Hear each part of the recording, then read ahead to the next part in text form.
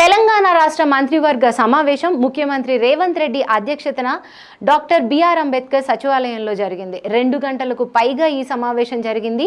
SC కులాల వర్గీకరణ బిల్లుకు కేబినెట్ ఆమోదం తెలిపింది.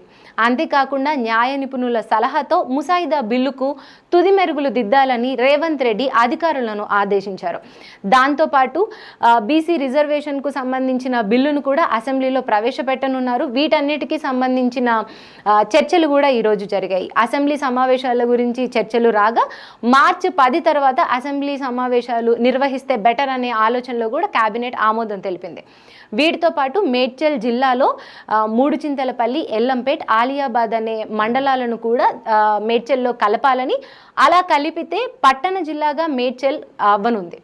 అండ్ ఇవే కాకుండా ఏవైతే గ్రామ పంచాయతీలు అనేవి మున్సిపాలిటీల్లో కలుపుతారో వాటిని గ్రామ పంచాయతీల నుంచి మినహాయించాలని కూడా కేబినెట్ ఆమోదం తెలిపింది. వీటితో పాటు సెర్ఫ్, మెప్మా విలీనం చేయాలనే దాంట్లో కూడా కేబినెట్ సమావేశంలో ఆమోదం తెలిపింది. ఈ విధంగా ఈరోజు మంత్రివర్గ సమావేశం అయితే జరిగింది.